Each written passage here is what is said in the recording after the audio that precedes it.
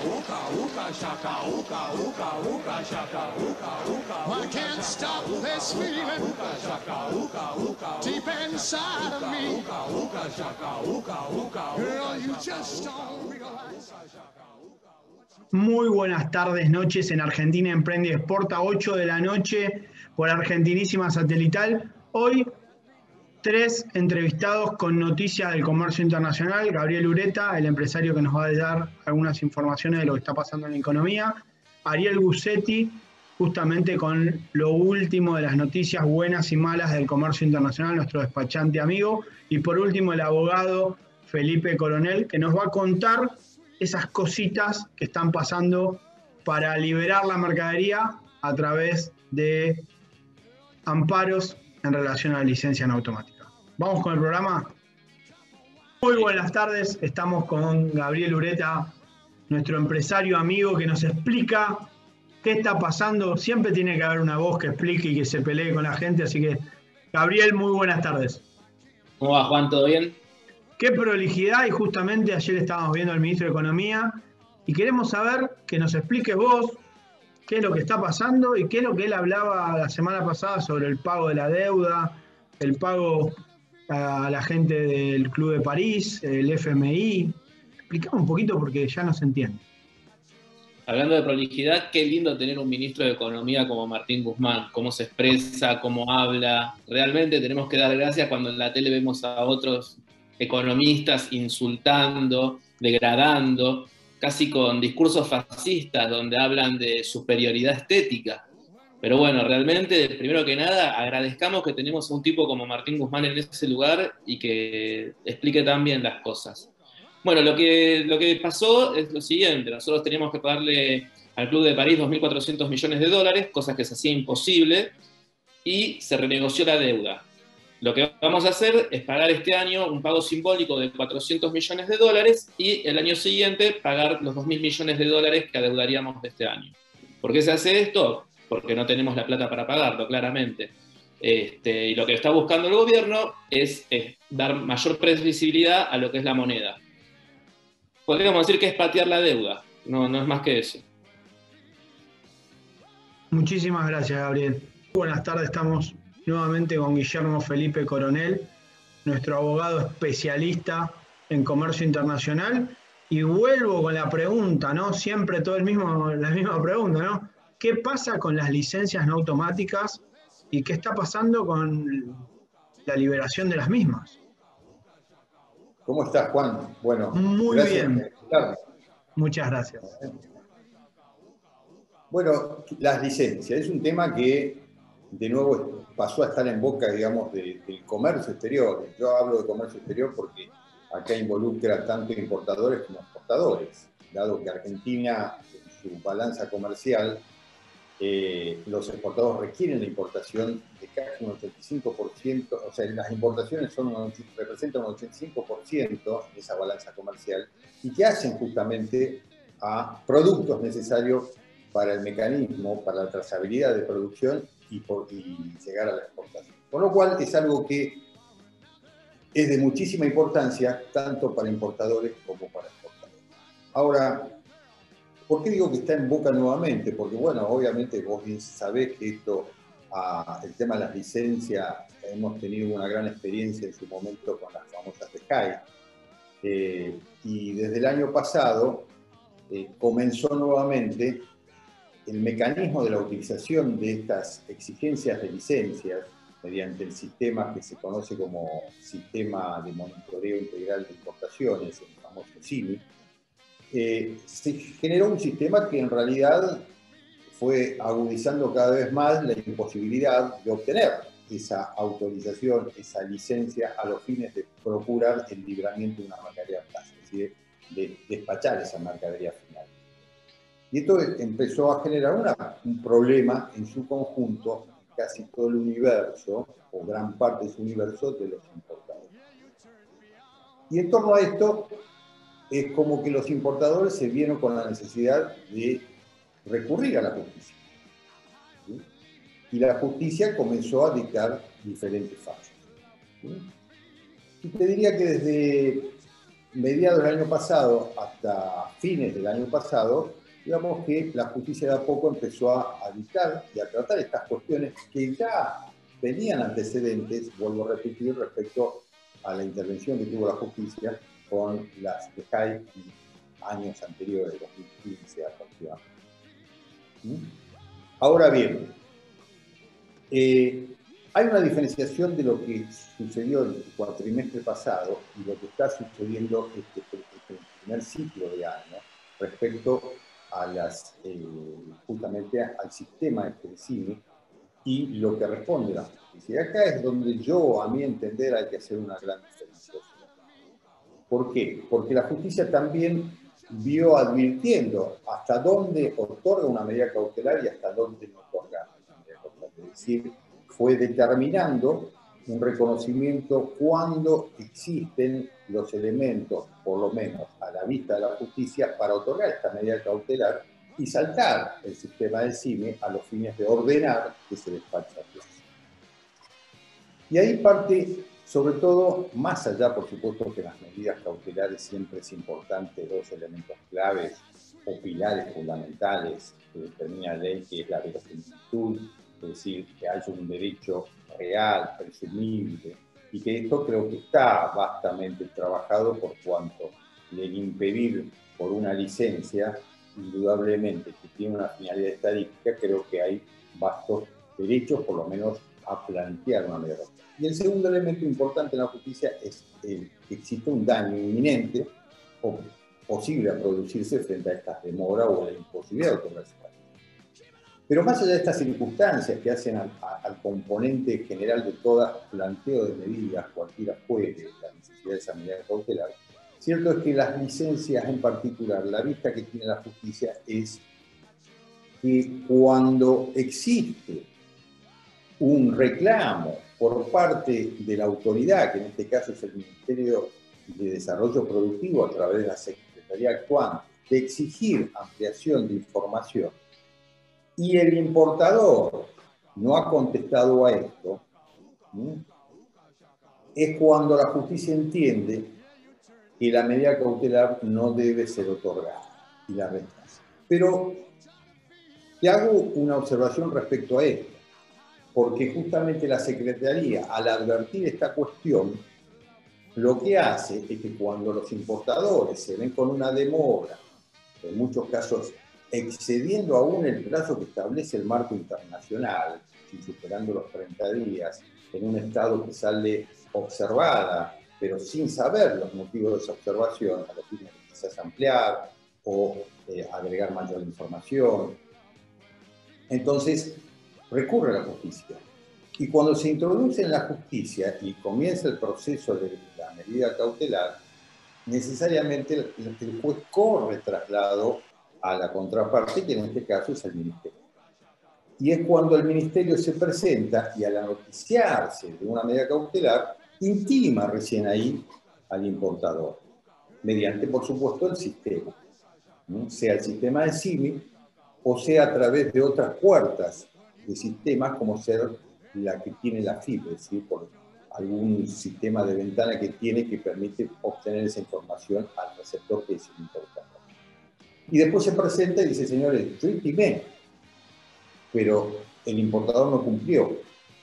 Y en torno a esto busca hacer caer la medida cautelar, es decir, a que no se otorgue la medida cautelar. Pero ciertamente, esto, digamos que es una acción, yo la llamo casi desleal por parte de la contraparte, es decir, de la autoridad, que busca de cualquier forma de impedir la autorización de una importación. Resumiendo, porque es un tema que le interesa a muchísimos importadores, yo soy un cliente tuyo y te pregunto, un nuevo cliente, estoy con este problema, no me sale la licencia, ¿vos qué me pedirías y qué me aconsejarías?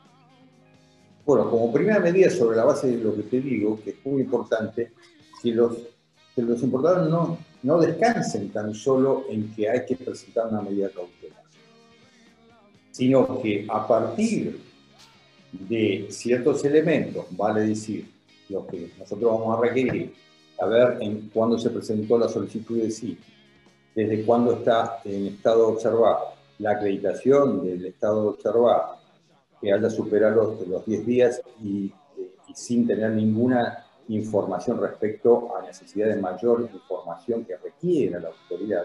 Entonces, previamente a cualquier medida cautelar, lo aconsejable es reclamar mediante el sistema propiamente del CIDI, mediante el sistema de solicitud de consulta de AFIP y mediante los sistemas digitales actualmente para presentar escritos frente al Ministerio de Justicia.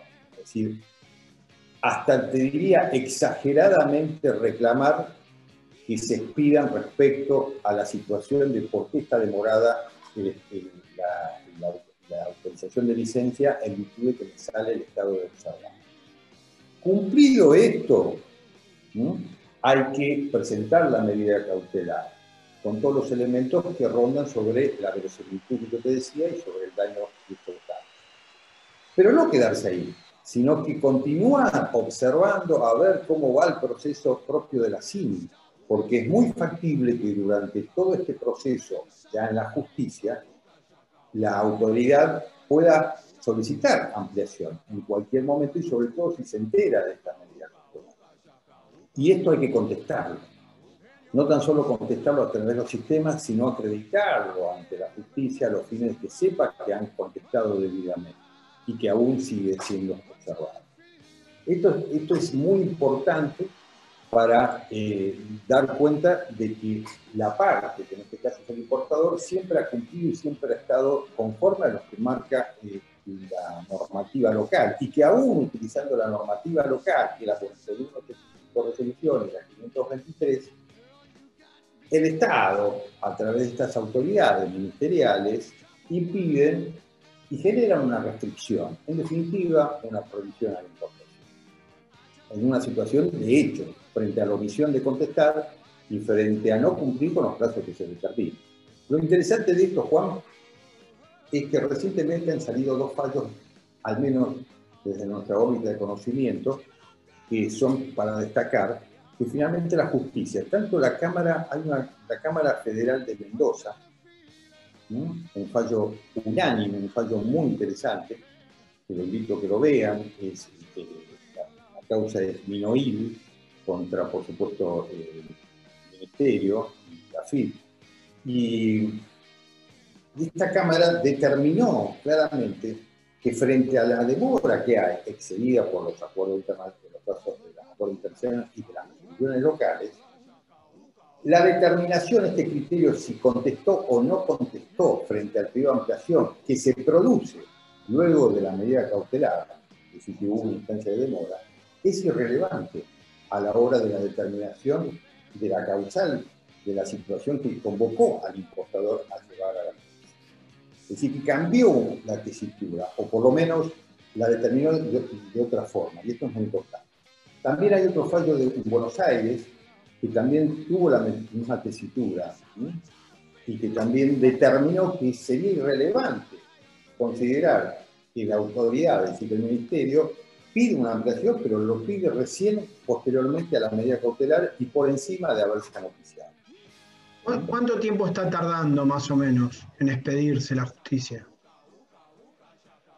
Y la justicia, a pesar que hace un esfuerzo muy grande en trabajar y ha trabajado en todos estos temas durante esta situación que nos toca vivir de pandemia, si tenemos que decir un plazo, mínimamente son 60 días a partir de que se presenta, ¿no?, donde se van cumpliendo todo este rito de la presentación, el traslado al ministerio, que conteste el ministerio, y pedidos de información ampliatoria, a veces que justamente los jueces requieren a saber en qué situación se encuentra la CIMI ante la autoridad. Mínimamente son 60 días, yo hoy creo que diría que un poquito más para resolver, ¿no? Siempre hablando de primera instancia, ¿no? Por supuesto que si es rechazado primera instancia, esto ya apela a las salas, y las salas también han dictado diferentes fallos conforme a estos criterios, ¿no?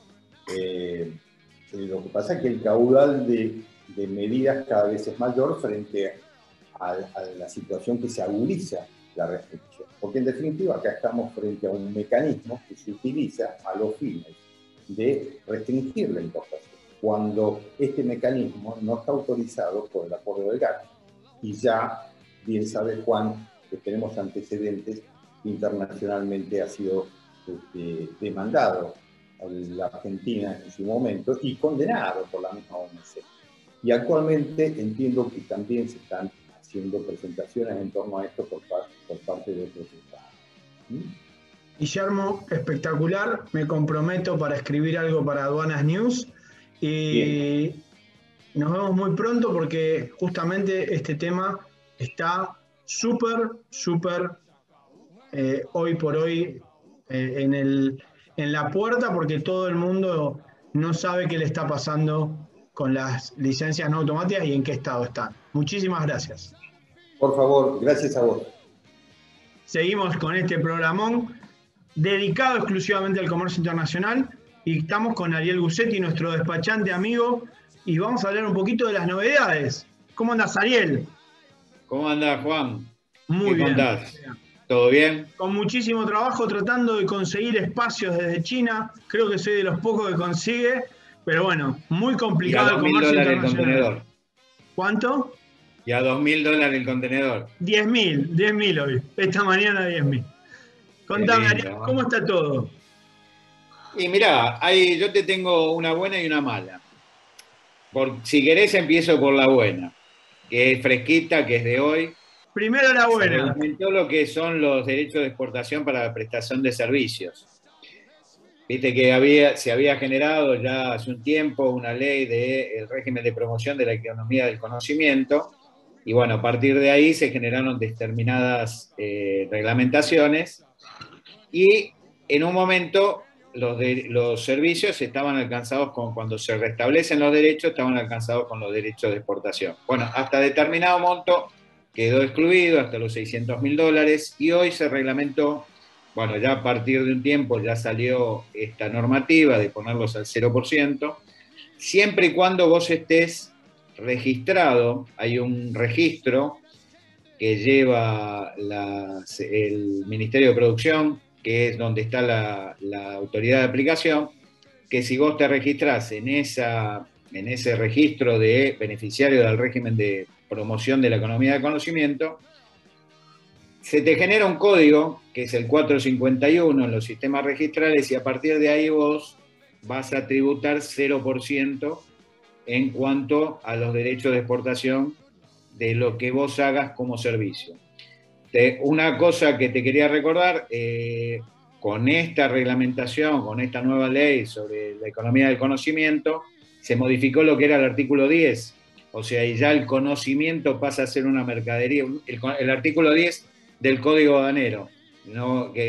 Porque si no queda en el aire, donde se definía lo que era mercadería, y ya el servicio pasa a ser una mercadería.